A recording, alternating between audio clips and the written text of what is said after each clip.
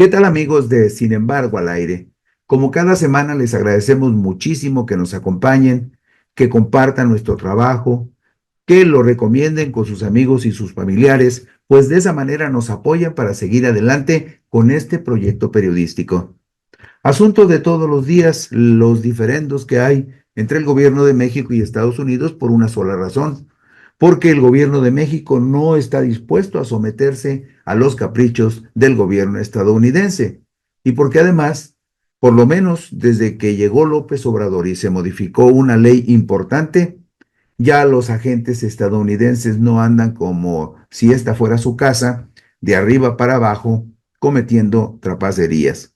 Sobre ese tema en particular, hablaré hoy con ustedes en mi columna Puntos y Contrapuntos, que dice lo siguiente. Están muy disgustados y seguramente seguirán con el mismo mal humor durante muchos años más. Pero ojalá que esa insana irritación les dure para siempre.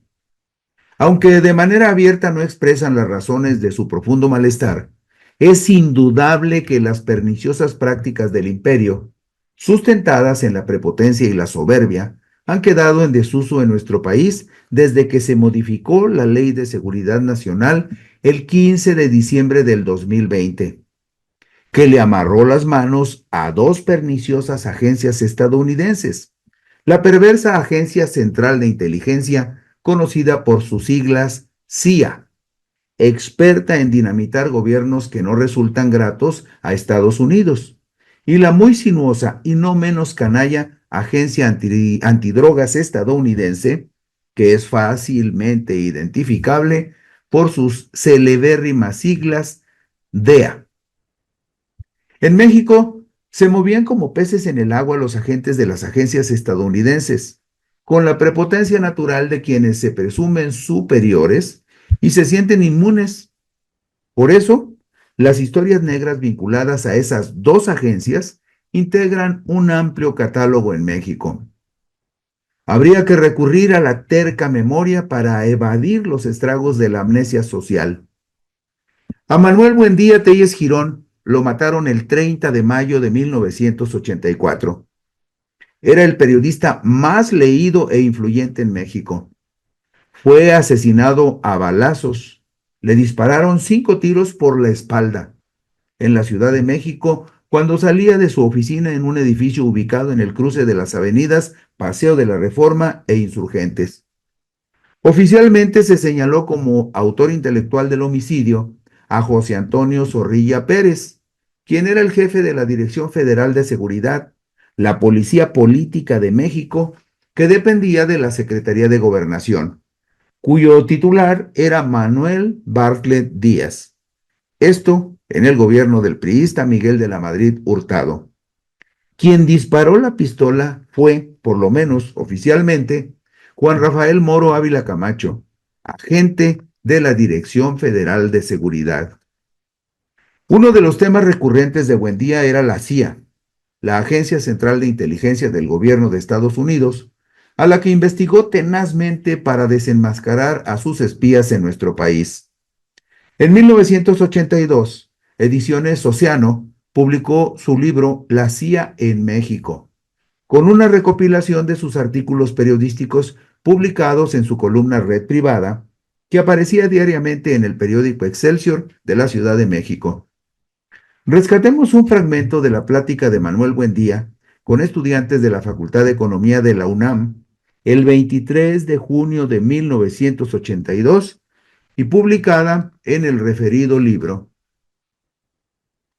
Yo no considero devaluadas palabras tales como nacionalismo o patriotismo, y estoy persuadido, como seguramente muchos de ustedes lo están también, de que los espías norteamericanos son enemigos de nuestro país. Los hay de dos clases y ambos representan un riesgo permanente para la seguridad interna de México, para la paz, para las relaciones internacionales y para nuestra independencia en todos los órdenes. Eso decía Buendía. Y además explicaba, es fácil concluir que un agente subversivo entraña un alto peligro para nuestro país, pero también es peligroso el agente que solo viene a cumplir labores de inteligencia, es decir, de información. En efecto, aunque esta clase de espías no se entrometen ni participan en actos terroristas o de otra índole, no podemos omitir que la información que ellos envían a Washington es procesada y utilizada para la toma de decisiones que afectan a nuestro país desfavorablemente. Precisa entonces el periodista Buendía lo que es en esencia el corazón de su libro. Pero repito, lo que importa es considerar a dónde va a dar la información recolectada por los agentes y con qué propósito se utiliza después.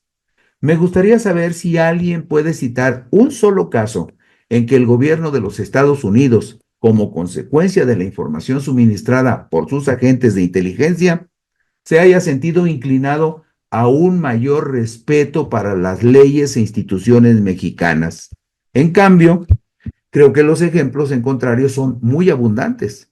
Esto decía Manuel Buendía desde 1982 con respecto a la Agencia Central de Inteligencia del Gobierno de Estados Unidos y su forma de operar en México.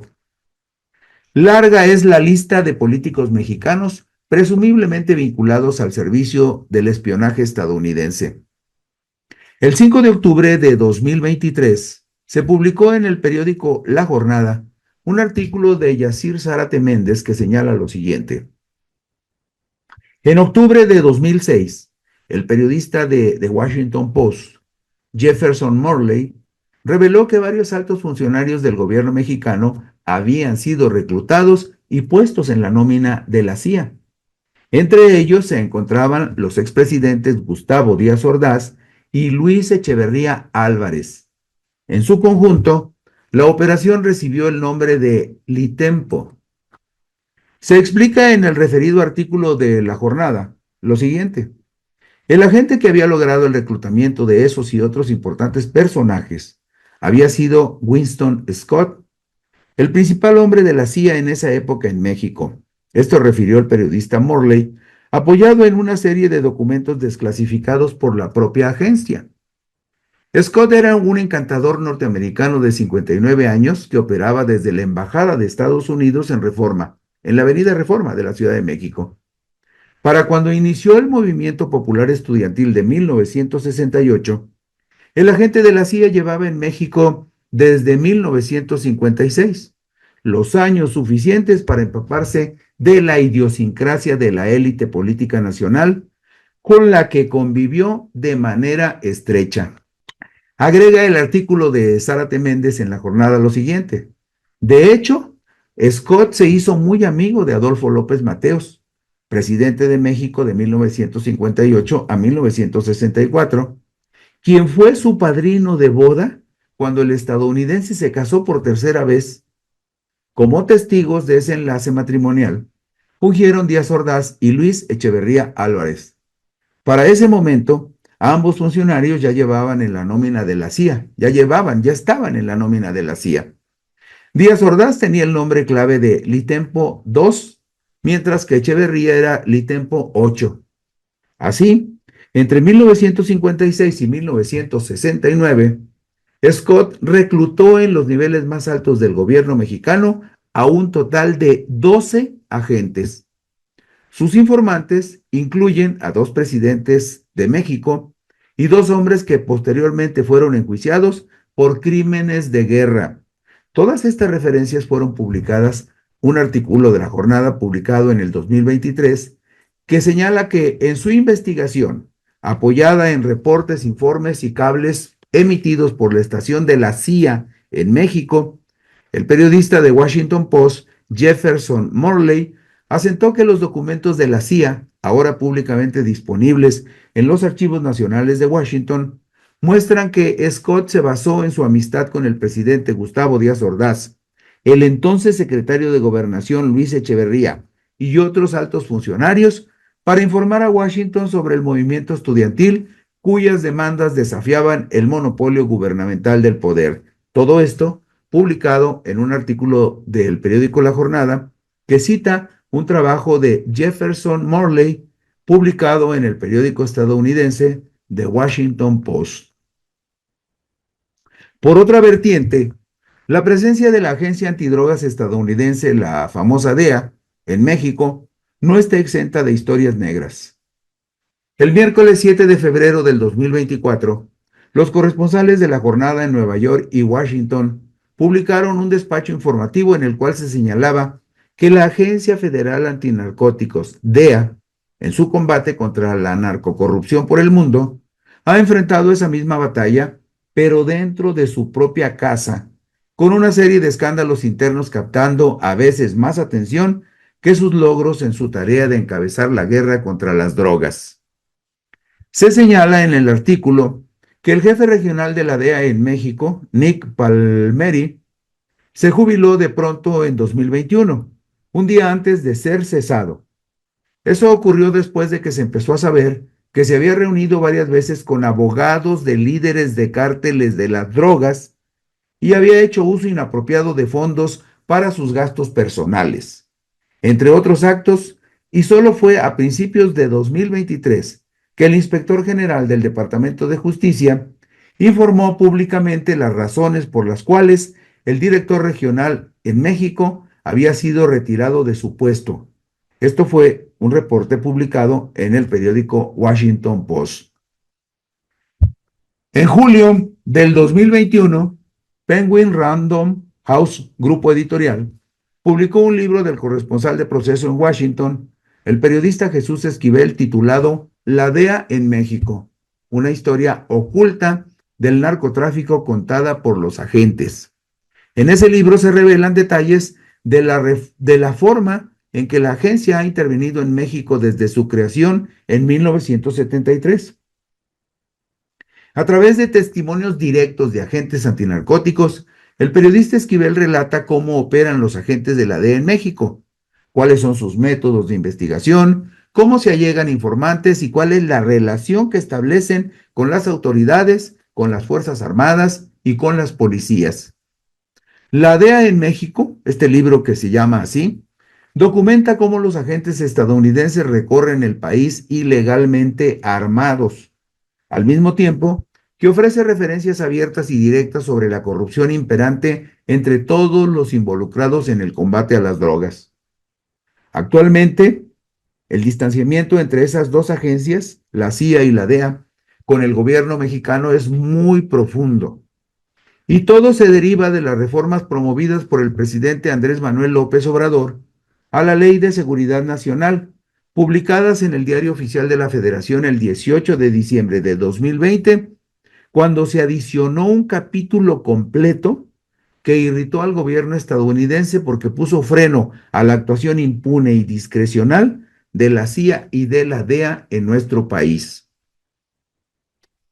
En el nuevo artículo 69 de la Ley de Seguridad Nacional, agregado en 2020, se señala lo siguiente: los agentes extranjeros podrán ser autorizados para internarse temporalmente en territorio nacional para fines de intercambio de información, en el marco de los convenios y programas de cooperación bilateral suscritos por el Estado mexicano en materia de seguridad y que contribuyan a preservar la seguridad nacional.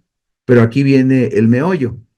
La Secretaría de Relaciones Exteriores, previo acuerdo con las Secretarías de Seguridad y Protección Ciudadana, de la Defensa Nacional y de Marina, resolverá sobre la acreditación y la circunscripción territorial del agente extranjero de que se trate. Es decir, no podrán ir a donde ellos quieran, sino a donde queden de acuerdo o acuerden con las autoridades mexicanas que pueden ir. Para tal efecto deberá considerar el principio de reciprocidad bilateral. Esto lo dice el artículo 69 de la Ley de Seguridad Nacional, promovida esa reforma por López Obrador. Seguramente causó enorme disgusto a los agentes estadounidenses la disposición del segundo párrafo del nuevo artículo 70 de la Ley de Seguridad Nacional, que dice lo siguiente: los servidores públicos de las entidades federativas, es decir, de los estados, de los municipios y de las demarcaciones territoriales de la Ciudad de México, deberán entregar a las Secretarías de Relaciones Exteriores y de Seguridad y Protección Ciudadana, dentro de los 3 días siguientes de la celebración de cualquier reunión intercambio de información, llamadas telefónicas o comunicaciones que sostengan con los agentes extranjeros. Deberán enviar un informe por escrito de las mismas. Las reuniones que sostengan con los agentes extranjeros deberán ser autorizadas con anterioridad por el grupo de alto nivel de seguridad. En dichas reuniones deberá estar presente un representante de la Secretaría de Relaciones Exteriores. Por supuesto, actuando en la oposidad y de manera discrecional, ni a los agentes de la CIA ni a los agentes de la DEA les debe de haber causado alguna gracia esta nueva disposición en el artículo 70 de la Ley de Seguridad Nacional que se agregó a partir del año 2020, promovido, por supuesto, por López Obrador. El nuevo artículo 71 de la Ley de Seguridad Nacional, promovido por López Obrador, les amarró las manos a los agentes estadounidenses de la CIA y de la DEA. ¿Por qué? Porque este artículo 71 dice lo siguiente: los agentes extranjeros deberán observar las siguientes disposiciones. No podrán ejercer las facultades reservadas a las autoridades mexicanas, ni podrán aplicar o ejecutar las leyes extranjeras en territorio nacional. Deberán abstenerse de realizar gestiones directas ante autoridades distintas de la Secretaría de Relaciones Exteriores o de las dependencias que corresponda en términos de los respectivos convenios de cooperación internacional suscritos por el Estado mexicano en materia de seguridad y que contribuyan a preservar la seguridad nacional. Es decir, se les amarró muchísimo para que no pudieran andar metiendo la nariz en todas partes. También la ley impuso a los agentes extranjeros que operan en México otras obligaciones en el agregado capítulo de la Ley de Seguridad Nacional que promovió López Obrador. Deben poner en conocimiento de las autoridades mexicanas, los agentes extranjeros, la información de que se alleguen en el ejercicio de sus funciones. Deben presentar ante las Secretarías de Relaciones Exteriores y de Seguridad y Protección Ciudadana un informe de carácter mensual sobre las actividades y gestiones que desarrollen ante las diversas autoridades federales, de las entidades federativas y de los municipios. Tendrán prohibido los agentes extranjeros realizar o inducir a terceras personas a realizar detenciones, a realizar acciones tendientes a la privación de la libertad, a allanar la propiedad privada o cualquier otra conducta que resulte violatoria de la Constitución Política de los Estados Unidos Mexicanos y las leyes nacionales aplicables.